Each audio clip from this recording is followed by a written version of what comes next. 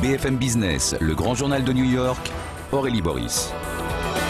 Notre troisième invité dans ce grand journal de New York travaille sur le marché de l'immobilier à New York, justement. On a beaucoup de questions à lui poser. Joël Laroche, bonjour.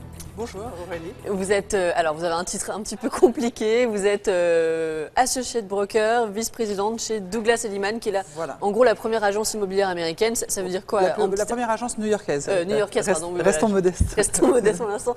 Ça veut dire qu'en gros vous êtes agent immobilier, si on peut simplifier. Voilà, en fait ça veut dire que je suis agent immobilier, je suis indépendante, mais je travaille sous la houlette de Douglas Elliman, qui est la firme, l'agence immobilière de Manhattan, qui a le plus grand nombre de listings et qui fait le plus grand chiffre d'affaires. Voilà, donc ça c'est pour planter le décor, mais on est avec vous pour parler de ce marché new-yorkais. Ça fait bientôt 6 ans que vous y travaillez. Comment est-ce qu'il a évolué ce marché depuis que vous êtes arrivé sur... Alors, en fait, j'ai eu la chance de commencer au moment du crash. Voilà. Donc c'était un très bon moment pour apprendre le marché sans être trop jeté dans le bain immédiatement. Et donc il a beaucoup changé depuis que j'ai commencé. En fait, en septembre 2008, quand la banque Lehman s'est effondrée, le marché immobilier à Manhattan s'est simplement gelé. C'est-à-dire qu'il n'y a plus de transactions. Pendant à peu près 6 mois, il n'y avait pratiquement plus de transactions. Pendant les 10 années qui précédaient, les prix avaient pratiquement entre doublé et triplé. Donc il s'était lancé énormément de projets de construction. Tout le monde devenait promoteur immobilier. Les promotions poussaient comme des champignons dans la ville. Septembre 2008, plus de ventes, beaucoup d'appartements à vendre. Et les promoteurs immobiliers ont été suivis par les banques, donc ils n'ont pas bradé les appartements. Il ne s'est plus lancé de nouvelles constructions pratiquement jusqu'à aujourd'hui dans les prix raisonnables, disons, si on peut parler de prix raisonnables. Mais si on veut simplifier, le marché a baissé d'environ 30% depuis septembre 2008 et on a récupéré à peu près 15%. D'accord, donc on a encore une marge de progression. Les prix commencent à monter maintenant puisqu'il y a pratiquement, l'inventaire est déraisonnablement bas, il y a très peu de choses à vendre.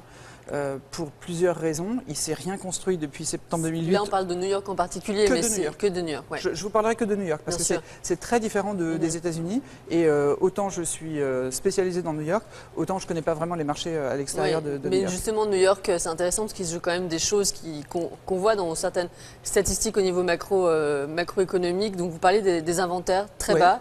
C'est un problème qui peut durer jusqu'à... Alors, pour l'instant, l'inventaire est extrêmement bas. Il n'a jamais été aussi bas, au moins depuis l'an 2000. Donc, c'est vraiment exceptionnel. Par rapport à l'année dernière, il y a 31% de moins d'appartements à vendre à Manhattan. Il ne s'est rien construit, c'est une des raisons. Les seules choses qui se sont construites, les seules promotions étaient des promotions de très grand luxe, avec des prix absolument exorbitants, qui font la une de tous les médias du monde, avec des penthouses vendus à plus de 100 millions de dollars.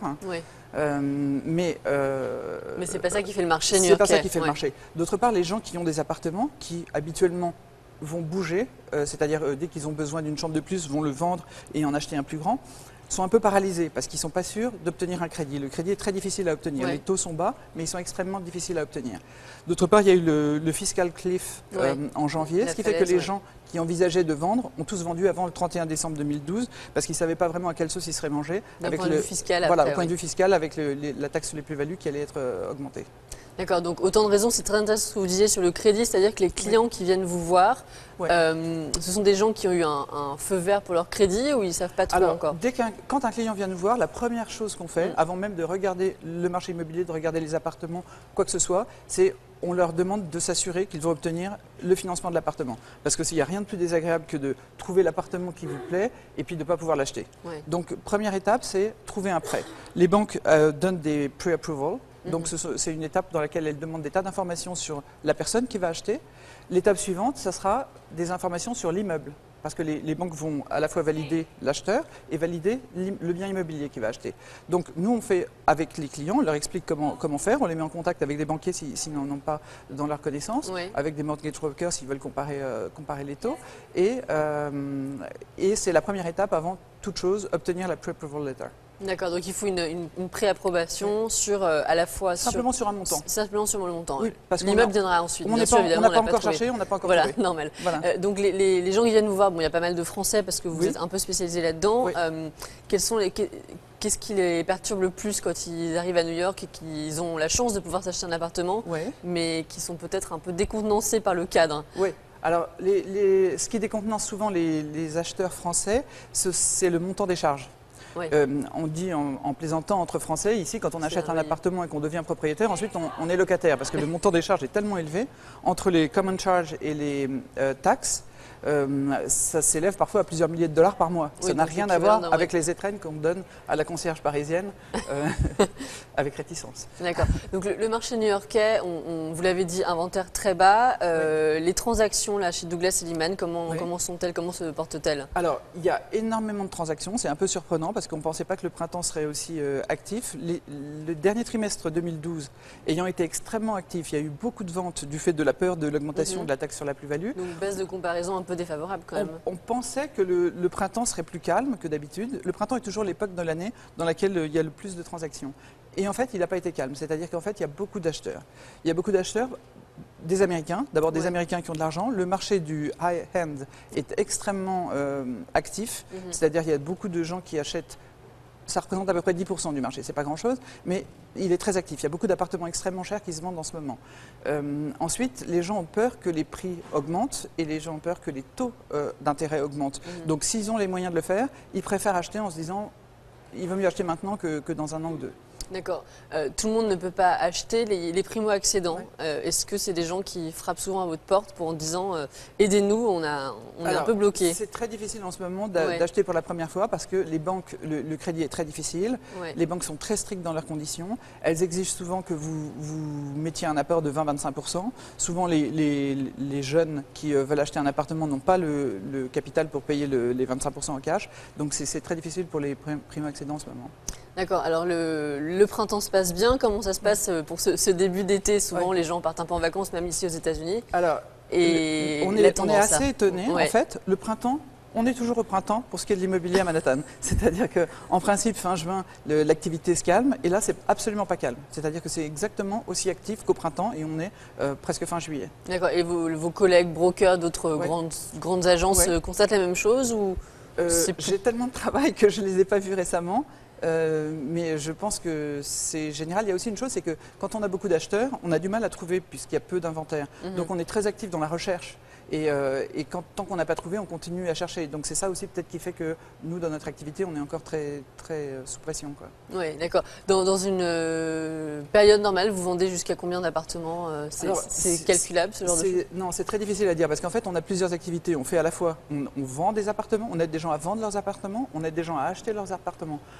Quand on a aidé des gens à acheter leurs appartements, on les aide à trouver des locataires, on les aide à éventuellement décorer, remodifier leur appartement, on les aide à trouver un locataire et éventuellement on manage leur appartement. Ce qui fait qu'on a beaucoup d'activités. On est aussi contacté par des gens qui cherchent des appartements en Californie, des Français spécialement, ou en Floride, et on a des correspondants là-bas, donc on les dirige vers ces correspondants. Donc on a une activité qui est assez multiple en fait. Oui, ces correspondants, même si vous disiez que vous connaissiez que le marché new-yorkais, ces correspondants, ils vous donnent quand même quelques indices sur les autres marchés immobiliers américains. Je préfère ne pas en parler parce que vraiment je ne me sens pas compétente dans ce domaine.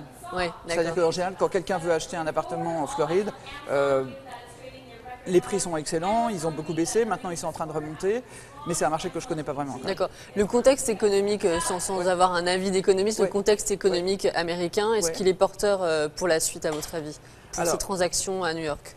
Pour l'instant, je dirais que le contexte économique n'est pas formidable, donc les salaires stagnent. Le crédit est très difficile à obtenir.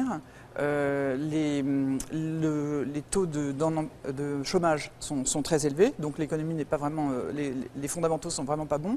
En revanche, pour ce qui est de l'immobilier, il y a beaucoup d'acheteurs. Il y a beaucoup d'acheteurs, à la fois des gens très aisés américains qui achètent des appartements très chers et aussi grâce aux internationaux. C'est-à-dire qu'il y a beaucoup d'acheteurs étrangers. New York est une ville vraiment mythique pour beaucoup d'étrangers, ce qui fait que quelle que soit l'économie des États-Unis, il y a toujours une partie du monde où l'économie est bonne et où des investisseurs vont venir et vont vouloir acheter à Manhattan. Alors justement, investisseurs, vous avez dit un peu le mot. Les gens qui regardent le marché immobilier en ce moment disent « Ah, attention, il y a une bulle ». Ce sont que des investisseurs qui la font monter, cette bulle. Est-ce que vous partagez leurs sentiments pour ce qui est de New York? Moi, ce que j'observe à New York, c'est que les prix sont extrêmement élevés, qu'il est impossible d'acheter un appartement avec les revenus du travail, ce qui peut faire penser que c'est une bulle. Le problème, c'est que ça a toujours été le cas. C'est-à-dire qu'à New York, les prix ont monté, puis se sont cassés la figure, puis ont remonté, puis sont retombés, puis ont remonté, puis sont retombés, depuis qu'on a des chiffres. Donc c'est peut-être une bulle, elle va peut-être éclater, et ça va certainement remonter après. Donc en fait, je pense que quand on est un investisseur, il faut en aucun cas investir à Manhattan si on veut faire un profit rapide. Acheter aujourd'hui pour revendre dans un an ou deux, c'est pas une bonne idée parce qu'on a trop d'incertitudes sur l'évolution de l'économie. On peut acheter où à New York alors, dans la région autour de New York? Vous parliez de Manhattan, Brooklyn, ce genre de... Alors nous, on est très actifs à Manhattan et aussi à Brooklyn parce qu'il y a des Français qui veulent acheter à Brooklyn. Il y a des programmes scolaires français de Carroll Gardens, donc on a des Français qui veulent acheter là-bas. Et dans le Westchester aussi, on se lance dans le Westchester, donc on a vendu la semaine dernière une maison dans le Westchester. Donc ça, c'est les endroits qui plaisent aux Français. Après, il y a des différents quartiers qui plaisent aux Français suivant la raison pour laquelle ils achètent. Si ce sont des Français qui veulent s'installer avec des enfants, en général, ils aimeront s'installer près du lycée français, c'est-à-dire Upper East Side ou Upper West Side, parce que c'est très agréable pour des Français d'habiter dans ce quartier près du parc. Si ce sont des gens qui n'ont pas d'enfants, en général, les Français aiment beaucoup downtown, ils aiment beaucoup le village, Greenwich Village, Meatpacking District. Alors là, c'est quelque chose qui est très très mignon et qui plaît beaucoup aux Français. Bon, les prix sont vraiment extrêmement chers, c'est-à-dire par exemple dans Upper East, Upper West Side, on peut dire que le prix médian est à peu près de $1 600 du square feet, donc ça fait 12 000 € le mètre carré. Donc c'est vraiment très cher. Downtown, là, par exemple, le village Meatpacking District, c'est encore plus cher, $2100 le square feet, ça fait 16 000 € le mètre carré. Quand les gens veulent avoir plus d'espace, c'est-à-dire par exemple des familles qui ont des contraintes financières, qui veulent habiter Manhattan mais qui ne peuvent pas mettre ces prix-là, Harlem est une très bonne option. Parce que Harlem, c'est à peu près $700 le square feet, le prix médian. Et c'est très bien relié par le métro, donc on est vraiment dans la ville.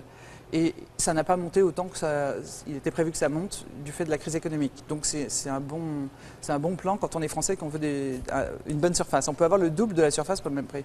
D'accord. Merci beaucoup Joël Laroche pour ce panorama des quartiers de Manhattan et aussi un peu l'économie américaine quand même. Joël Laroche, vous travaillez chez Douglas & Liman, vous êtes associate broker et vice president. Merci pour ce point sur l'immobilier new-yorkais. On termine ce grand journal de New York avec tout autre chose, les nouvelles technologies. Qu'est-ce que nous préparent les géants du secteur en termes d'innovation? Qu'est-ce qui va vous donner envie pour la suite?